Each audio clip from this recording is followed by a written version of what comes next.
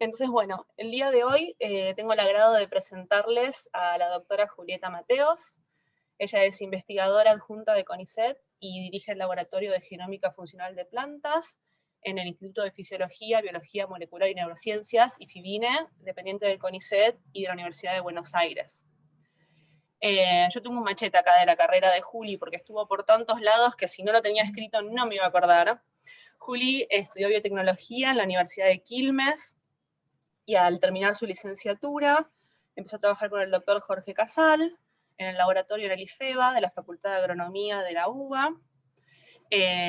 Luego ella hizo un doctorado conjunto, una parte con Jorge Casal y otra parte con la doctora Braslavsky en el Instituto Max Planck en Alemania, trabajando un poco con fotoquímica, con fitocromos.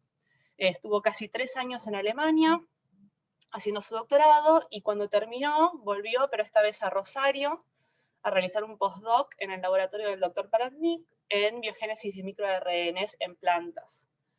Luego de 4 años en ese laboratorio, volvió una vez más a Alemania para realizar un segundo postdoctorado en el laboratorio del doctor George Coupland, enfocándose mayormente en genómica, y finalmente luego volvió a Argentina, por suerte, al laboratorio del doctor Janowski en la Fundación Instituto Leluar para trabajar en splicing alternativo.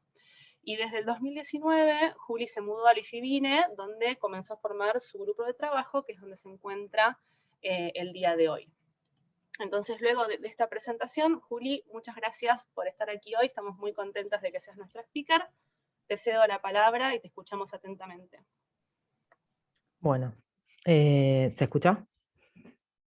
Sí, bien.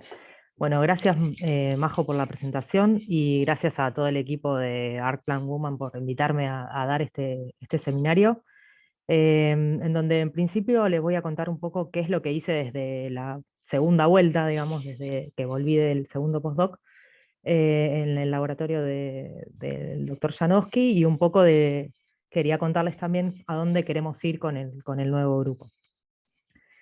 Entonces, cuando yo me incorporé al laboratorio del doctor Janowski, el laboratorio de Marcelo trabaja en ritmos circadianos. ¿Pasan? Ahí sí. Y como todos sabemos, los ritmos, el reloj circadiano, controla muchos aspectos del desarrollo, tanto de plantas como de otros organismos. Y entre ellos, bueno, en este gráfico podemos ver cuánto controla el reloj, el tiempo de floración. Seguramente todos, si observamos un poco las plantas, vemos que la posición de las hojas o incluso algunas flores cambian de posición a lo largo del día. Eso es un proceso controlado también por el reloj. Y también otra cosa importante es que el transcriptoma también está regulado en parte por el reloj, y hay más o menos un tercio de los transcriptos en Arabidopsis que tienen un patrón circadiano. ¿Qué cosas son importantes en el reloj? El reloj se puede setear, se puede poner en hora a diario con los inputs de la luz y la temperatura, principalmente la temperatura. Entonces, este estímulo, que es la luz, pone en hora todos los días el reloj de todos los organismos. Lo que hay que recordar también, para digamos, tener en cuenta en este seminario, es que hay muchos componentes y que la regulación de este reloj es tanto a nivel transcripcional como a nivel post-transcripcional, y muchos componentes como los PRR, la familia de genes PRR, son genes reguladores del reloj importantes para ponerlo en hora. Las cosas fisiológicas que nosotros medimos, que podemos ver en el laboratorio para ver si el reloj está funcionando bien, uno de los parámetros que medimos es el movimiento de las hojas, como les mencioné. Entonces, lo que hacemos es medir el ángulo entre las dos primeras hojas verdaderas en Arabidopsis, agarrando calor, y graficamos este ángulo en un periodo de más o menos una semana, ¿sí? Para esto las plantas se crecen en condiciones en donde el reloj puede ponerse en hora todos los días, es una condición de luz-oscuridad, y luego las plantas pasan a una condición que se llama de libre curso, en donde ya la luz queda prendida, no se apaga a la noche. Entonces, todo lo que suceda va a ser dependiente de ese reloj, ¿sí? Y cuando graficamos el ángulo, por ejemplo, en este caso, vemos que tiene una cierta periodicidad. La distancia, si lo graficamos en función del tiempo, la distancia entre los picos de este parámetro, o de este parámetro, es lo que se denomina el periodo, ¿sí? Y la fase es en qué momento del día está expresado el máximo de ese parámetro. Entonces, en general, las plantas tienen un periodo de 24 horas, o sea, este comportamiento se repite de la misma forma, con un periodo de 24 horas, em, y en general las mutantes pueden llegar a tener un periodo más corto o más largo, es decir, la periodicidad, digamos, de este parámetro puede ser menos que 24 horas o más que 24 horas, y no existen tantas mutantes o en general defectos en la amplitud. Sí, lo que podemos medir es defectos en el periodo, ¿sí? Otra de las cosas de los parámetros o de los programas de desarrollo controlados por el reloj es también la floración. ¿Cómo medimos la floración en el laboratorio? En el caso de Arabidopsis, uno cuenta la cantidad de hojas de roseta que tiene al momento en que larga la vara floral.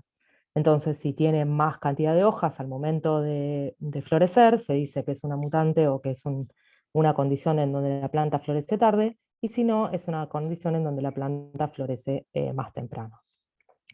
Entonces, cuando yo me incorporé al laboratorio de Marcelo, ellos habían descrito recientemente, con el fin de buscar nuevos genes o nuevos participantes que controlen este reloj, hicieron un screening y lograron encontrar una mutante que tenía periodo largo.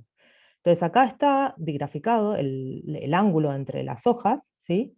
En el caso del wild type y en el caso de PRMT5, que es esta mutante que ellos encontraron. Que ahora más adelante les voy a decir qué es lo que hace este gen. Entonces lo que vemos acá es que en condiciones de libre curso, a medida que pasan los días, el reloj, como no puede ponerse en hora por el input de luz, se va desfasando porque su periodo es más largo, ¿sí? Otra característica de esta mutante es que tenía floración tardía, eso había sido reportado con anterioridad, pero no se sabía mucho por qué estaban dados estos fenotipos. Entonces el grupo de Marcelo lo que vio es que el fenotipo de reloj de periodo largo de la mutante de PRMT5 estaba dado en parte por un splicing defectuoso de un gen de reloj, que es el PRR9, en donde había una retención del intrón, de uno de los intrones de este gen. Entonces, eso causaba que el reloj no pudiera funcionar bien. O sea, no era un efecto transcripcional, sino era un efecto post-transcripcional de la mutante PRMT5. Y fue el primer link que se pudo hacer entre la regulación post-transcripcional del reloj y del reloj circadiano. En el mismo año, por otros medios, llegaron también a ver que la floración también podía estar dada en parte del fenotipo por un defecto en el splicing de un gen de floración llamado FLK. El grupo de Marcelo, entonces, lo que hizo fue mirar, bueno, si tenían un defecto en el gen del PRR9, que es el gen de reloj, ¿qué pasaba a nivel global? Entonces eligieron un subset de genes para ver qué pasaba con el splicing de esos genes, y lo que se dieron cuenta es que había en los genes afectados por PRMT5, en su splicing, había un bias respecto al sitio -1 del sitio 5' de splicing, que ahora vamos a ver, les voy a explicar un poquitito mejor cómo es esto. Entonces estos eran los antecedentes que había cuando yo llegué al laboratorio, en donde la mutante de PRMT5 tenía reloj, era una mutante de periodo largo, y que tenía defectos globales en el splicing. Bueno, para recordar un poco qué es el splicing, acá puse una diapositiva en donde básicamente describe que el splicing es el proceso en donde un RNA no maduro remueve sus intrones a través de una serie de reacciones enzimáticas para producir el RNA maduro, ¿sí? El pre-mRNA termina en la unión de los exones liberando el intrón. Acá, si bien parece que estas pelotitas, digamos, que dicen U1, U2, etc. Parecen como si fueran un componente, en realidad son ribonucleopartículas formadas por un componente proteico y un componente de RNA rico en uracilo, que tienen funciones específicas a lo largo de este proceso, que es muy complejo, de reconocimiento de dónde está el intrón y de remoción de, dónde está, de los intrones posteriormente. Entonces, estas U, que son 5, U1, U2, U4, U5 y U6, están compuestas por proteínas denominadas SM, de la 1 a la U5, y el complejo U6 está compuesta por proteínas pequeñas denominadas LSM, que son SM-like. Para lograr que estos complejos se formen, en muchos organismos es necesario que estas proteínas de SM sean metiladas. Y la metilación está a cargo de un complejo denominado metilosoma, compuesto casualmente por PRMT5. Hay otros dos componentes proteicos que son W45 y PICL, que colaboran con esta metilación de las proteínas SM.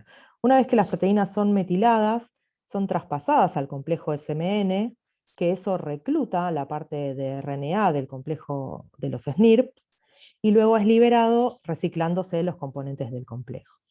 Entonces, lo que quiero que recuerden de esta diapo es que la metilación de las proteínas SM es necesaria en muchos organismos para el ensamblado de lo que llamamos SNRP, estos U que les mencionaba anteriormente. En plantas hay dos complejos formados por las proteínas LSM, que son del U6. Uno es citoplasmático y el otro es nuclear. Y el nuclear obviamente es el que está más involucrado, el que está involucrado casi exclusivamente, pero no exclusivamente, en el splicing alternativo o en el splicing de los RNAs, y el complejo que está en el citoplasma está más dedicado al decaimiento del RNA o la estabilidad de los RNA. Entonces, ¿qué era esta proteína PRMT5? PRMT5 es una arginín-metiltransferasa que lo que hace es metilar, por eso es parte del complejo del metilosoma, metilar los residuos de arginina presentes en sus sustratos, o sea, en las proteínas sustrato. Y hay dos tipos de metilación, según la PRMT que actúe. Una es la metilación simétrica, que son las PRMTs del tipo 2, en donde está PRMT5, y la metilación asimétrica, en donde los grupos metilos son localizados del mismo, digamos, lado, donde están las PRMTs del tipo 1. ¿Sí? La más estudiada, tanto en plantas como en animales, es PRMT5 y es la metilación más que nada simétrica. Pero en el metabolismo del ARN no solamente la metilación es importante para este ensamblado de los SNRP, sino también se demostró que tiene otros sustratos relacionados con el procesamiento de los ARN, y que la metilación de estas proteínas afecta o la localización subcelular, incluso la estabilidad, y también a veces la afinidad con que con esos sustratos de PRMT5 se unen a los RNA, a sus RNA targets. Entonces vemos cómo la metilación estaría formando parte del el metabolismo del procesamiento de los ARN. ¿Sí? Pero lo que más, donde yo me empecé a interesar más, es que PRMT5 salió publicado cuáles eran los targets de PRMT5, y se encontró que muchos de los targets de PRMT5 eran proteínas que estaban directamente relacionadas con el splicing. Una de ellas es GRP7, GRP8, y la otra es LSM4. Entonces, plantas mutantes en GRP7 mostraban ya en reportes anteriores defectos en el splicing. Y lo mismo sucedía con el SM4, que era un componente del U6, en donde se vio que tenía defectos globales en el splicing alternativo principalmente. Pero lo más interesante de todo esto es que tanto la mutante de PRMT5 como la mutante del SM4 como la mutante de GRP7, todas ellas compartían un fenotipo en común que era el de efectos de periodo en el reloj circadiano. Entonces eso nos llevó a plantear la hipótesis de trabajo, que es, bueno, si PRMT5 metila factores de splicing, entonces PRMT5 estaría regulando el splicing a través de regular la actividad de estos factores de splicing a través de la metilación. Entonces, la pregunta concreta es si la metilación de los factores de splicing regulaba la actividad de estos factores. Y esto lo encaramos junto con el laboratorio de la doctora Steiger, que es un laboratorio en Alemania que clonó, que yo no la conocía previamente, aún habiendo estado ya 2 veces en Alemania, pero surgió el interés porque su laboratorio trabaja mucho con GRP7 y GRP8, entonces le propusimos trabajar en conjunto encarando la misma pregunta, porque eran los 2 targets principales de PRMT5, pero en 2 lugares diferentes, son los 2 laboratorios diferentes. Entonces nosotros nos centramos en el SM4 y el laboratorio de Dorothy se centró en lo que pasa con GRP7, y queríamos ver si la metilación estaría afectando el binding del RNA, la localización de estos factores, el splicing o la función biológica. Yo lo que les voy a hablar hoy es más que nada de la función biológica y del efecto de la metilación en el splicing.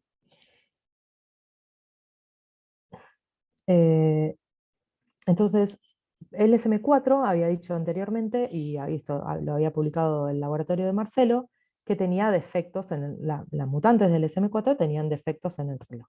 Como ven, también tiene otros defectos, o sea, tiene muchos problemas de desarrollo, con lo cual no podemos medir el ángulo de las hojas como yo les había explicado anteriormente, y lo que se hace en este caso es transformar las mutantes del SM4 con un gen reportero fusionado a un gen de reloj, a un promotor de reloj.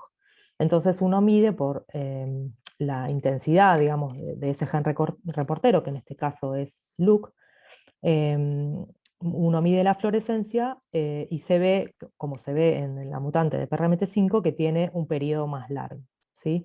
Que la expresión de este gen de LUC del reportero bajo un promotor de reloj se va desfasando respecto al comportamiento del wild type.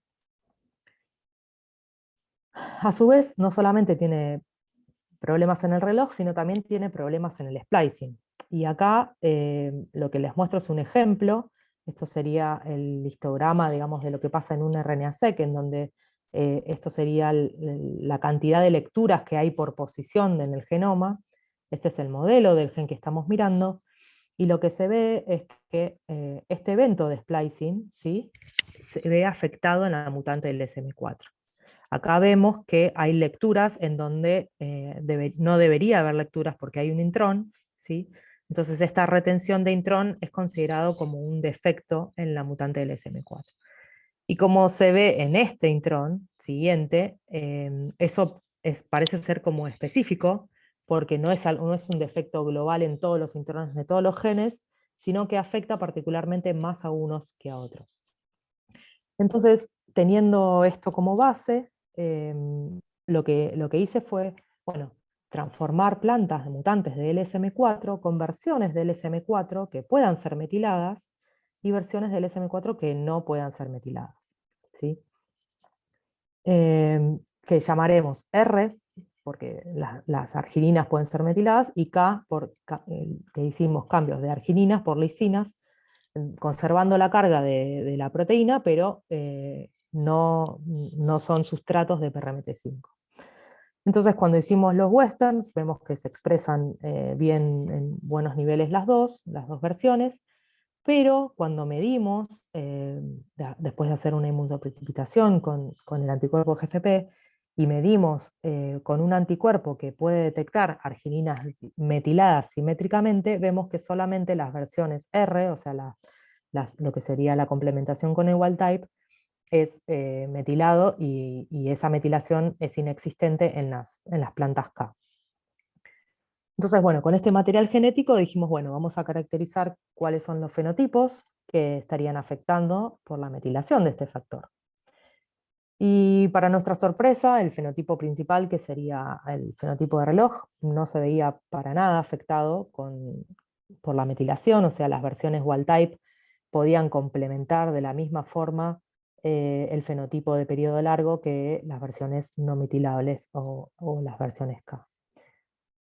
Entonces, previamente se había reportado que PRMT5 y el SM4 eran más susceptibles al estrés abiótico. Acá vemos cómo ese KB1, que sería PRMT5, son más sensibles a la sal, y lo mismo pasa con las mutantes del SM4. Entonces fuimos a medir eso, pero no vimos demasiados cambios. Vimos estrés osmótico, y acá lo que vemos es la respuesta a sal, tanto contando las raíces laterales como el peso fresco en diferentes concentraciones de sal respecto al control. Y lo que vemos que hay una leve tendencia de las o sea, de las plantas transgénicas complementadas con la versión no metilable siendo más sensibles que las plantas complementadas con la versión wild type. Sin embargo, la diferencia no es estadísticamente significativa. Pero bueno, estamos trabajando un poco para ver si podemos validar este fenotipo y digamos, hacerlo estadístico. Em, entonces, como no teníamos un fenotipo claro el cual seguir, decidimos hacer un experimento de RNA-seq para poder pescar o para poder encontrar funciones biológicas que estarían, digamos, más afectadas por la metilación del SM4. Y para eso encaramos un experimento de RNA-seq con estos genotipos, con cuatro genotipos. Uno obviamente es el wild type, otro es el SM4, la mutante, y las dos plantas transgénicas complementadas con una versión metilable y la versión no metilable. Entonces, para hacer este análisis, yo quería, digamos, detenerme un minuto explicando, digamos, qué es lo que fuimos a ver. A nosotros nos interesaba el fenotipo molecular, digamos, de splicing. Entonces, siendo que hay 4 tipos de eventos simples, digamos, de splicing, en donde, bueno, el más fácil de entender sería la retención del intrón, en donde el intrón no es spliceado y se retiene en el transcripto maduro. Eso sería como se ve en un histograma de RNA-seq. Acá estaría la parte alternativa, es la parte roja. El exon skipping, en donde, bueno, una versión incluye este exón rojo y la otra no. Esto sería como se ve en el histograma. Y las versiones de 5' y 3' alternativo, en donde los intrones se incluye un pedacito de lo que sería para una versión el intrón, usando un sitio alternativo del 5' o del 3', ¿sí? Y esto sería como se ve también en el histograma. Entonces, para cuantificar estas cosas, hicimos uso de una herramienta que desarrolló Estefanía Mancini del laboratorio, junto con el grupo del doctor Chernomorets, en donde la Metric buscaron una forma eficiente, digamos, de cuantificar esto para poder saber si hay diferencias entre los genotipos. Entonces, lo que quiero que recuerden es que hay dos parámetros, PIR y PSI. El PIR sería el porcentaje del intron retention, o sea, de la retención de intrón, y aplica para el caso de la retención de intrón, en donde, bueno, cuantificamos los reads, o sea, las lecturas del RNA-seq que expanden, digamos, ese intrón de interés, y los parámetros psi que valen para los otros casos, para el caso del exon skipping, del 3' alternativo y del 5' alternativo. ¿Sí? Entonces, con esos parámetros nosotros podemos comparar los genotipos y hacer la estadística. Para, por lo menos mi sorpresa, lo que nos sucedió es que no veíamos mucha diferencia de expresión entre los 4 genotipos, hacía muchas cosas en común. Sí había una diferencia en temas de splicing, o sea, digamos, el patrón de splicing de cada genotipo no era tan similar, pero era difícil decidir, bueno, cuáles eran los eventos que estarían afectados por la metilación. Entonces, para eso lo que hicimos fue, con estos datos, generar, digamos, un tipo de pipeline de cómo cómo decidir qué es lo que nos interesa, ¿no? Entonces lo que hicimos fue, entre los eventos que estaban afectados en el SM4, que eran más o menos 6.500 eventos, fuimos a ver estos parámetros que yo les contaba antes de PSI y PIR, para estos genes, ¿sí? Para estos eventos, pero fuimos a ver el parámetro que tenían el valor de ese parámetro en el genotipo R y el genotipo K, o sea, el genotipo metilado y el genotipo que no se puede metilar. Y si la diferencia de ese parámetro entre estos dos genotipos era mayor que 0,05, a esos eventos los llamamos como eventos dependientes de PRMT5, del SM4, que a su vez dependen de la metilación del SM4. Y encontramos 400 eventos que nosotros llamamos como que dependen de la metilación. Esto simplemente es un gráfico para ver que, bueno, de los 6.000 eventos que dependen del SM4, que es todo lo que está en gris, lo que está en azul son los que nosotros llamamos como que son dependientes de la metilación. Y si miramos un poco en detalle, acá hay un ejemplo de 3, en donde vemos cómo, por ejemplo, hay un evento de retención de intrón en la mutante del SM4, ¿sí? Acá tenemos poca retención de intrón en el wild type, más en la mutante del SM4, y cómo la complementación recupera. Una cosa llamativa al principio fue que lo que veíamos era que las plantas que no eran metiladas recuperaban mejor el fenotipo molecular que las plantas que eran metiladas. Y acá vemos, bueno, este ejemplo y, bueno, 2 ejemplos más que sucede lo mismo. Entonces, con estos 400 eventos, fuimos a ver qué eran los genes, ¿sí? Hay una pregunta en el chat, no sé.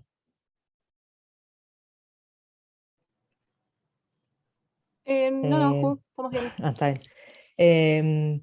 Em, Fuimos a ver cuáles eran los genes que estarían afectados por la metilación de LSM4 para ver si podíamos entender un poco más cuál era la biología detrás de esto. Entonces, lo que hicimos fue un análisis de ontología y lo que vimos es que había un enriquecimiento en genes relacionados con la respuesta al estrés, principalmente la respuesta al estrés biótico.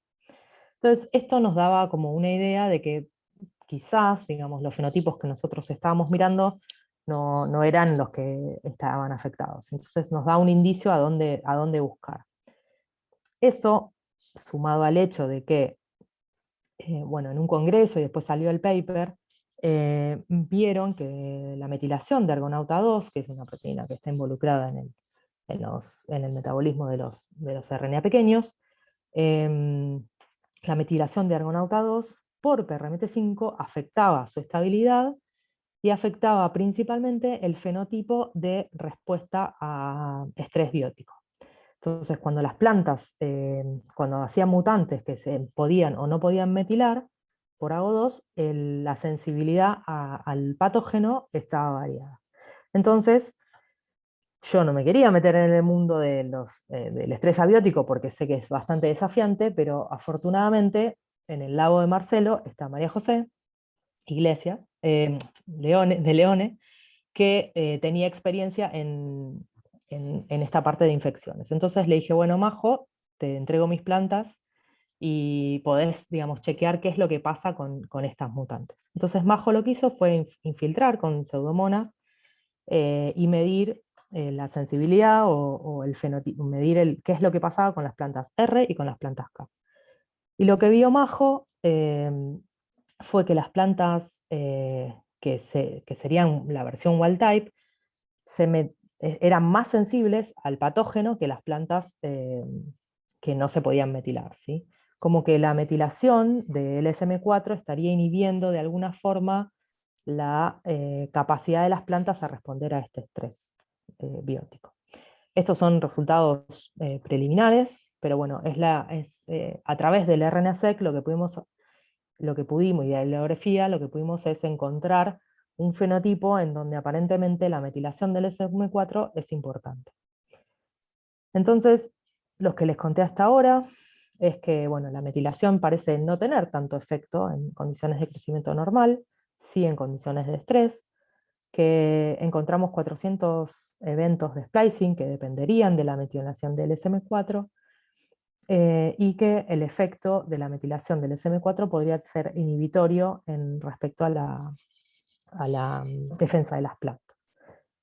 Entonces, hacia dónde queremos, cómo queremos terminar o cerrar esta historia es, bueno, mirando qué es lo que pasa con los eventos de splicing, pero en condiciones de estrés, ¿sí? Entonces la idea es infectar las plantas y ver qué es lo que pasa con genes que estén relacionados con la defensa, qué pasa con el splicing de esas plantas en los diferentes genotipos que nosotros tenemos. Entonces hasta acá esta es una de las primeras historias que tengo para, o una de las dos historias que tengo para contarles respecto a lo que hice mientras estaba en el laboratorio de Marcelo, y voy a comentar brevemente cuál sería la otra de las cosas que encaramos, que también está relacionada con la metilación y el splicing. Entonces, como les mencioné antes, esto también es un proyecto que habían empezado antes de que yo llegara al laboratorio, y era mirar qué es lo que pasa con otro componente del spliceosoma, que es PICL, ¿sí? En mamíferos, no es lo que sucede en moscas, pero en mamíferos, como mencioné antes, la metilación es súper importante y necesaria para poder formar el SNIRT. Entonces esto es un recordatorio de cuáles serían los componentes del metilasoma, que serían estos tres, y la función que cumplen para reclutar todas las proteínas SM para poder formar el SNRK. Entonces, Martina y Sabrina, ellas arrancaron con este proyecto, y lo que hicieron fue, bueno, primero buscar mutantes, dos alelos de PICL, y observar el fenotipo. Entonces, lo que vemos acá es que tienen un fenotipo bastante parecido a PRMT5, en el sentido que son más oscuras, más chiquitas respecto al wild type, y medimos, bueno, ellas midieron qué es lo que pasa con los fenotipos que veían antes en PRMT5, que sería floración tardía, ritmos y respuestas a luz. Entonces, lo que ven es que los ritmos no están alterados, si bien el transcripto de Pickel oscila, pero los ritmos no parecen estar alterados.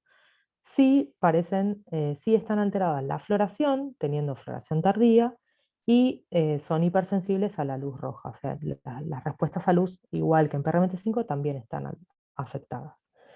Entonces, lo que yo pensé es, bueno, o lo que pensamos es, si PRMT5 y Pickel estarían formando parte del mismo complejo, que todavía no estaba descrito en plantas, bueno, la expresión de estos dos genes debería correlacionar en diferentes estadios o diferentes estados de desarrollo de la planta.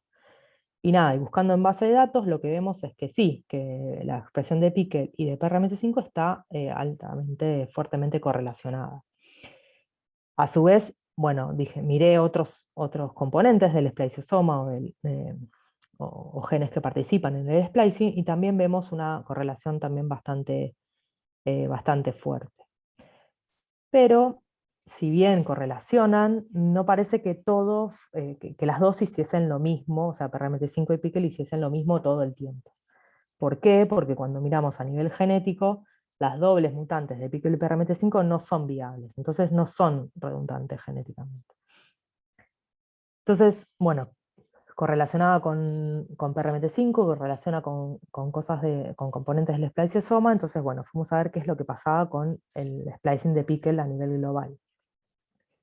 Y lo que vemos es que tiene muchos genes afectados, más o menos 1500 genes en expresión y otro tanto, 500 más o menos genes que tienen el splicing afectado, y que la mitad de esas cosas que están afectadas en Pickel son compartidas con PRMT5. Un poco, digamos, reforzando lo que mostraba antes, de que tienen muchas cosas en común, pero también podrían estar actuando por vías diferentes, ¿sí? Em, entonces, hasta ahora tenemos que, bueno, comparten fenotipos junto con PRMT5, que tiene defectos de splicing, ¿sí? Y queríamos ver si también interaccionaba con componentes de los U, que serían las CCM, y por doble híbrido, lo que vimos es que sí, que Pickel interacciona con muchas de las proteínas SM, ¿sí? Pero para, no sé si sorpresa o no, lo que vimos es que si bien aparentemente estaría formando parte de este complejo de metilosoma, no está afectando la metilación de las proteínas. Y acá tenemos un western en donde tenemos un extracto total de Columbia, de la mutante de PRMT5 y de la mutante de Pickle, detectado con un anticuerpo que detecta la metilación simétrica de argininas, y vemos cómo los niveles de metilación son similares en Pickle y wild type, y en PRMT5 se ven muy reducidos. Entonces, aparentemente Pickle no estaría como directamente involucrado en la metilación de los sustratos de PRMT5. Y un experimento muy lindo que hicieron las chicas fue complementar las mutantes de Pickle con la versión humana. Y lo que ven es que la complementación es casi igual que complementando con la versión de Arabidopsis, reforzando la hipótesis de que estas proteínas están muy conservadas. Entonces, en el interín de todo este trabajo, fueron saliendo algunos trabajos en donde mostraban que en componentes relacionados con el splicing estaban involucrados en mediar las respuestas de las plantas a diferentes temperaturas. Uno de esos trabajos es del laboratorio de Marcelo mismo, con Gemin, y bueno, hay otros trabajos que describen el rol de SME, también conocido como porcupine, en las respuestas a bajas temperaturas. Entonces, lo que hicimos nosotros fue ver, bueno, si con Pickle, que también formaría parte del mismo complejo, pasaba algo parecido, cuál era la respuesta. Y lo que vemos es que sí, que las respuestas o sea, Pickle parece que le va peor, digamos, en condiciones de baja temperatura que al wild type, tanto a nivel de supervivencia como a nivel de desarrollo de la raíz, y que sus niveles se sobreexpresan, digamos, cuando la planta es sometida a bajas temperaturas. Entonces esto nos daba, bueno, un indicio de que Pickle estaría, digamos, quizás involucrado en las respuestas a baja temperatura, y queríamos ver si estaba mediado más por el splicing o por la transcripción. Entonces hicimos un RNA-seq de Pickle y wild type con, a dos temperaturas diferentes, y hicimos el análisis con la herramienta que les comenté antes. Entonces lo que vemos acá es, si miramos qué pasa, comparamos Pickle con wild type a las dos temperaturas, tanto en splicing como en expresión, lo que vemos es que a bajas temperaturas lo que pasaba, digamos, a nivel fenotipo pasa también a nivel molecular, que le va peor, digamos, hay muchos más eventos y genes expresados diferencialmente a bajas temperaturas que a 22 grados. ¿Sí? Y este es un análisis en donde agarramos los genes que estaban regulados por la temperatura, tanto en un genotipo como en el otro, y vimos cuál era el efecto del genotipo en esos genes que estaban afectados por la temperatura. Y lo que vemos, que es, digamos, la medida de este parámetro psi-pir que mencionaba antes, es que el splicing está mucho más afectado a bajas temperaturas en el genotipo de Pickle que en cualquier otro genotipo o en cualquier otra condición. ¿Sí? Entonces, de alguna forma, Pickle estaría como buffereando el efecto de la temperatura en el splicing, principalmente. ¿Sí? Como que sería mucho más importante a bajas temperaturas. Entonces, como resumen, no sé cuánto voy, pero en tiempo. Como resumen, les pude contar que en la parte de Pickle, que también está relacionada con el metilosoma, que tiene fenotipos compartidos con PRMT5, que su expresión está correlacionada con muchos factores de splicing e incluso interacciona con las proteínas SM, como hacen otros organismos, pero a diferencia de otros organismos, la metilación no parece estar afectada o modulada, al menos groseramente, por Pickle, y que su función es modular los efectos de las bajas temperaturas en el splicing alternativo en Arabidopsis. Entonces, hasta acá es más o menos lo que fui haciendo y que estamos tratando de terminar. en el laboratorio de Marcelo, en donde encaramos una pregunta global, que es qué hace PRMT5, cómo media los efectos de splicing, si es a través de afectar la actividad de los factores de splicing vía la metilación, y les conté un poco qué es lo que pasa con el SM4 y cuáles son, y por qué es importante la metilación del SM4 en algunos procesos. Y les conté por otro lado qué es lo que pasa con el otro componente del metilosoma, que sería PICL, que interacciona con las proteínas CCM, que también afecta el splicing y que varias funciones biológicas también se ven afectadas.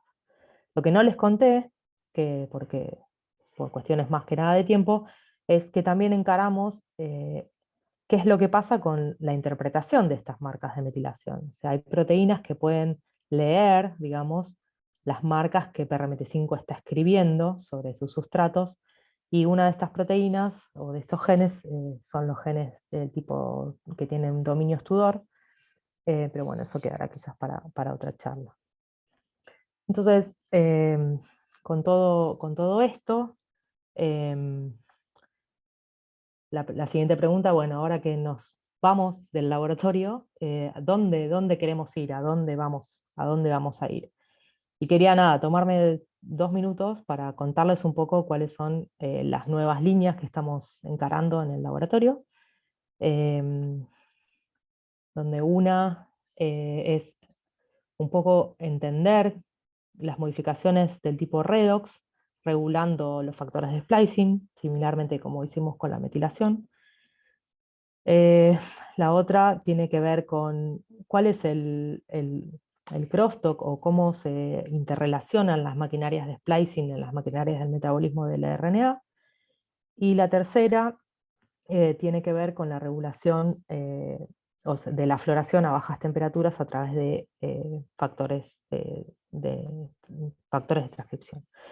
Todo tiene que ver con, bueno, lo primero, por la incorporación de Majo, ahora les voy a contar, y las segundas 2 líneas es un poco con mi background de los postdocs anteriores. Entonces, María José Iglesias, ahora sí es Iglesias, ya hace 2 o 3 seminarios les contó cuál es su interés, y Majo tiene muchísima experiencia en estas modificaciones redox, y la idea es ver cómo estas modificaciones post-traduccionales estarían también afectando el splicing alternativo. Entonces, estas modificaciones, que son la persulfidación y la nitrosilación, son modificaciones post-traduccionales que son específicas y reversibles y pueden afectar la actividad de sus sustratos. Entonces, lo que hizo Majo fue mirar, bueno, cuántas proteínas en la base de datos aparecen como que sufren estas modificaciones, y después lo que miró es de las proteínas que nosotros tenemos como que están modulando el splicing, cuáles de esas 326 proteínas o genes sufren estas modificaciones.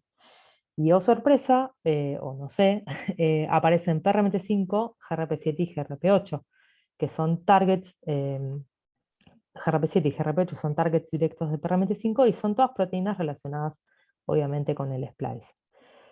Después lo que miramos fue, bueno, hay un RNA-seq en donde se tratan las plantas con dadores de NEO, y ellos hicieron un análisis transcripcional, nosotros bajamos los datos y miramos qué pasa con el splicing de ese tratamiento, y vemos que hay muchas cosas en común con mutantes en factores de splicing o proteínas que participan en el splicing. Entonces, la idea de este proyecto, resumida en esta sola diapo, es, bueno, buscar factores de splicing candidatos, mirar qué es lo que pasa con el splicing, cómo regula esta modificación traduccional del splicing, y sobre todo mirar respuestas a estrés. Hay un antecedente de esto, que es principalmente la proteína de PRMT5, que se encuentra nitrosilada, y que lo que ellos ven es un poco lo que veíamos nosotros con LSM4. Cuando mutan los sitios de nitrosilación, las plantas se comportan casi igual que wild type, no parece que tengan ningún fenotipo, al menos obvio, pero en condiciones de estrés es donde esta modificación redox pasa a ser más importante, ¿sí? Porque las plantas son más sensibles solo en estas condiciones de estrés. Entonces, esto es un poco a dónde queremos ir con este proyecto, con esta parte del proyecto. El segundo proyecto tiene que ver con mi background en el laboratorio de Paladnica en Rosario, en donde cuando yo llegué estábamos estudiando cuáles son los determinantes estructurales o qué hace que un microRNA de planta sea procesable, y a lo largo de los años pudimos describir, bueno, cuáles son las características estructurales que hacen que esto suceda, cómo sucede, cuál es el orden de estos cortes, y últimamente Arantxa terminó de publicar el año pasado cuáles son las secuencias que ayudan o que hacen más susceptibles a algunos microRNAs, la eficiencia de la biogénesis. Entonces, con esto en la cabeza, yo cuando miro los RNA-seq de las mutantes que estuve trabajando, de splicing, veo que hay muchos precursores de microRNA que están afectados en su expresión. Entonces hice algunas extracciones de RNA de estas mutantes y se las mandé a Arantxa, a Rosario, y ella lo que midió fue el nivel de un microRNA particular, es el 157, y vio que algunas mutantes, como por ejemplo Pickle o Gemin, estaban afectadas en sus niveles. Entonces, esto es como un indicio de que quizás los componentes del esplasiosoma también podrían estar involucrados en, no sé si en la biogénesis, pero bueno, en el metabolismo de los RNAs, de los microRNAs. Y eso no es tan loco pensarlo, ya que hay antecedentes de, por ejemplo, SMD1, que interacciona con componentes del microprocesador, no en plantas, sino en animales, y también interacciona o une precursores de RNA. Entonces, la pregunta que nosotros nos hacemos es, bueno, ¿cómo es que Pickle, en este caso que sería Pickle y Gemin, serían nuestros candidatos más fuertes, cómo es que están involucrados o estarían involucrados en la biogénesis o en el metabolismo de los RNA, de los microRNAs, si es a través de unión de sus precursores o de RNAs, o interacción con componentes del microprocesador o de ambos, ¿sí? Entonces, lo que vamos a hacer es, o sea, primero vamos a empezar encarando esta pregunta, ¿sí? Tratando de hacer iClip para ver cuáles son los RNAs unidos a estos dos factores de transcripción. Y por último, un poco con el background del postdoc en lo de George, nos interesamos en qué es lo que pasa con la floración. Bueno, todos sabemos que la temperatura global del planeta está cambiando y siempre pensamos en, bueno, en el calor, pero también las temperaturas se van haciendo cada vez más extremas. Y sabemos que las plantas tienen, por ejemplo, en este caso Arabidopsis, tienen diferente floración a diferentes temperaturas. Este sería el mismo genotipo, crecida en condiciones, no sé, de temperatura ambiente y estas en condiciones de frío. Entonces, ¿cuáles son esos factores o esos genes involucrados en esta regulación de la floración a bajas temperaturas? Entonces, hicimos un RNA-seq en donde medimos a través de 2 días qué es lo que pasa con todos los transcriptos a 12 grados, a 17, a 22 y a 27, y empezamos a buscar clústeres de genes que tengan su expresión afectada a bajas temperaturas, pensando que los cambios en los patrones transcripcionales de los factores de transcripción estarían mediando de alguna forma el efecto de la temperatura sobre el transcriptoma, y eso media, digamos, la conducta, digamos, de la planta.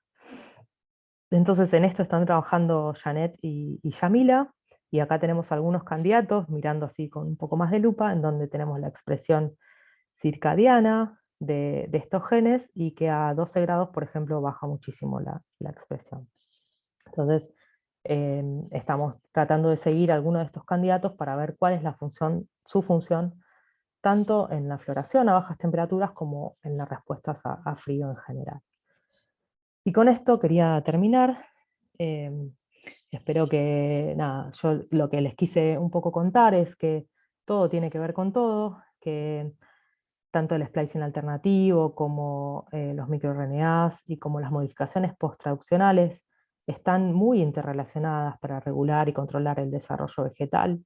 De hecho, nosotros vemos que la metilación y quizás lo que veamos en un futuro, que es las modificaciones redox, que son modificaciones post-traduccionales de factores que están relacionados con las modificaciones post-transcripcionales, están muy interrelacionadas para determinar cómo la planta va a enfrentar, en este caso, eh, diferentes condiciones de estrés.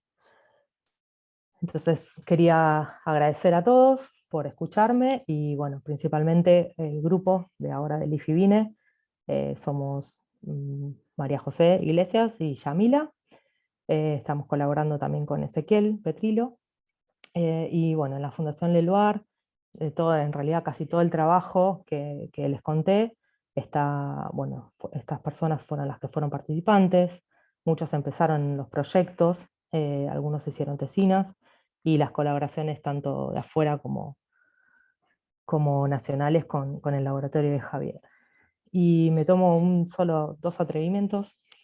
Uno es, nada, agradecerle a mi papá, perdón, que hoy es su aniversario de fallecido y que fue una de las personas que me impulsó, perdón, me impulsó a decidir, a formar mi propio grupo cuando tuve la oportunidad y la oferta.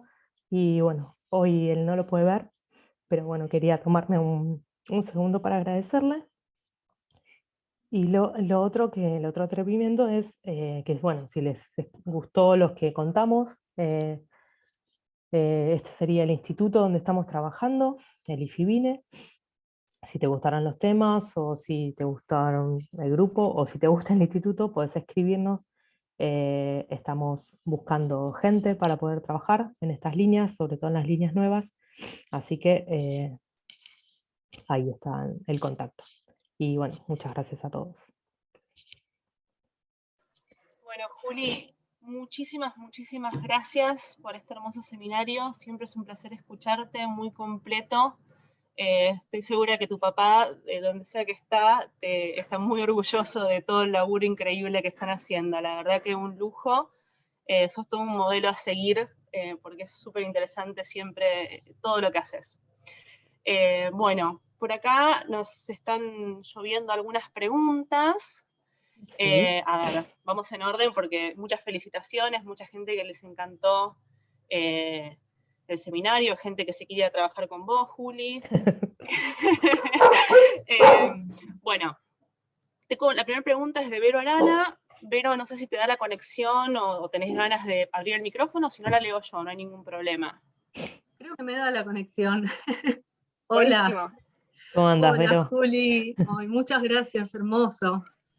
Qué linda charla. No, básicamente yo no sé si me perdí o hay algo acá, porque cuando mostraste el experimento de Majo de infección de pseudomonas, se veía claro que estas sobreexpresantes de LSM que no se podían metilar tenían mayor respuesta, sin embargo la mutante de PRMT5 no.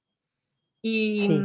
y bueno, digamos, yo los linkeo, ¿no? Como que PRMT5 en realidad está afectando a LSM. Entonces, no sé si yo hice algo, si yo pensé algo mal, porque no sé mucho de esto, o si hay algo acá que están pensando sobre No, esto. no pensaste mal, está bien.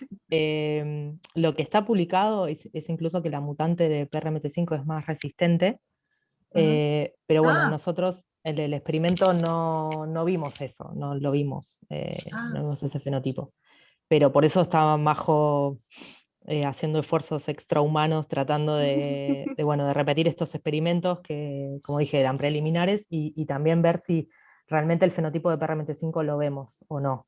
Porque bueno, lo que está publicado ahí es un experimento y la verdad que es muy sutil, pero bueno, nosotros no tenemos diferencias significativas. sí, igual yo pensé por ahí algo que tenga que ver con la pleiotropía, ¿no? Porque una mutación en PRMT5, en teoría, por lo que dicen, afecta a un montón de genes o en general a la maquinaria, y por ahí esto ya es otro efecto, no sé. Sí, sí, también puede ser, sí. No sé, nosotros no vemos fenotipos de PRMT5 en los experimentos que hizo Majo. Puede ser que sí, que sea más resistente como dicen, como estaba publicado en el paper de AO2, pero bueno, a ellos les cierra un poco más porque tienen la misma conducta en la mutante de PRMT5 que en las mutantes de AGO que ellos hacen de lesionando la parte que se metila. Ok. Pero bueno, en nuestro caso no vemos Ok, gracias, Ju. nada. La cuarentena intermitente nos está jugando en contra de los ensayos de infección, que ya de por Sí. sí nos complican la vida. Pero ya los vamos a completar. Juli, hay, además de muchas felicitaciones, una pregunta de Andrés Romanowski. Andrew, no sé si querés abrir el micrófono, si no lo leo yo. ¿Qué hacen, chicas? ¿Todo bien? Hola, Andrew. ¿Qué haces, Andrew? Todo bien, che. Te veo. Sí, acá estoy, mirá. Para que te busco. Pará Entre que el te desierto. leo yo la todo pregunta, eso. Juli. Dice, Dale. una era, si pensás que el knockout de Pickle también afectaría splicing a alta temperatura, ¿no? Porque vos mostraste lo de frío. Y si tenían Ujú. pensado probar quizás otros tipos de estrés abiótico, dado que sabemos, ¿no?, que el estrés abiótico afecta el splicing alternativo en general. Y la segunda pregunta era, en realidad era más un comentario, que era quizás para lo de SNO estaría bueno mirar el splicing en la mutante de GSNOR 1.3. Pero esa ya Bueno, me contestó un poquito Majo ahí, pues, en Majo Plata. Iglesias. Empiezo por la segunda, que sí, es una de las cosas que queremos hacer, o sea, es el proyecto que está encarando Majo, y la idea es hacer tratamientos, pero también usar mutantes, como vos dijiste, para ver el efecto de esas mutaciones en el splicing. Y la primera es, bueno, las chicas midieron el fenotipo de Pickle en sal, y se ve que, bueno, al igual que PRMT5 es más sensible a sal, y cuando hacemos un análisis global, no hicimos una RNA-seq en sal, pero sí lo que hice yo fue mirar qué es lo que pasa con, hay una RNA-seq de sal, hecho por, digamos, otro grupo, y lo que hice yo fue, digamos, mirar qué es lo que hay en común o qué es lo que pasa con la mutante de Pickle y estos genes que se regulan por sal. Y lo que se ve es que hay un overlap bastante grande y aparentemente el fenotipo de sal podría estar explicado tanto por una regulación transcripcional de Pickle como post-transcripcional, porque hay genes en común, genes diferencialmente spliceados que responden a sal. Entonces el splicing en sal también podría ser importante.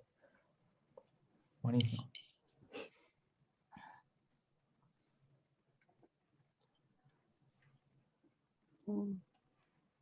Bueno. Hay una pregunta ahí. O sea, hay otra pregunta más, ya está la de Andrew. Muchas gracias, Andrew. Hay una pregunta de Georgina Fabro. Sí. Si quieres la leo, pues estamos medio sobre la hora, que dice que es muy interesante tu trabajo.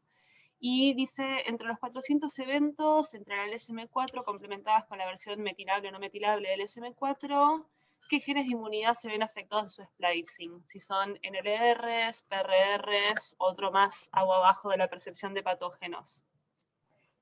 Yo de patógenos no soy una experta.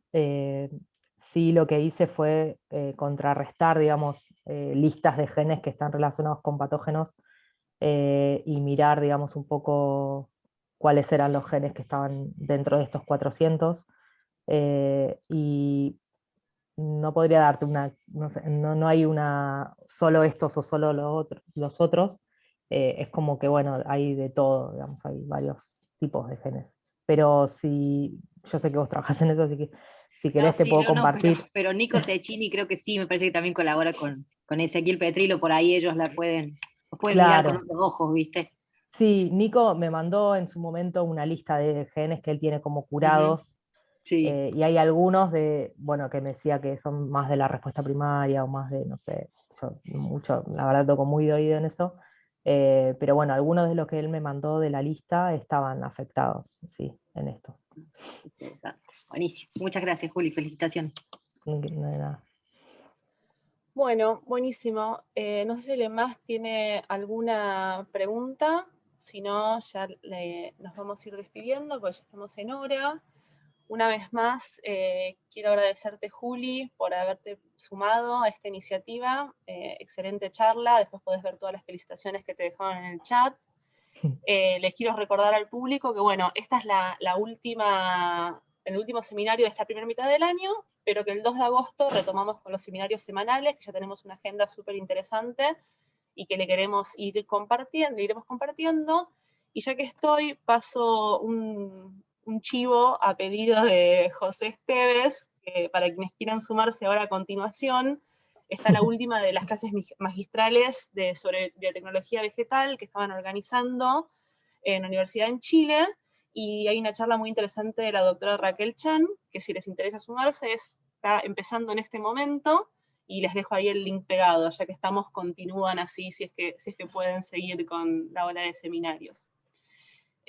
Bueno, creo que con eso estamos todo. Millón de gracias, Juli, gracias a todos por sumarse una vez más. Y nos vemos en agosto, a la vuelta de los seminarios. Cualquier cosa, ya saben que toda la data está siempre en nuestra página web, y que los seminarios pasados siempre van quedando en nuestro canal de YouTube. Así que si quieren ir a chusmear lo que se perdieron, son bienvenidas. Bueno, gracias. Chau, Ju, gracias. Chau. Gracias a todos.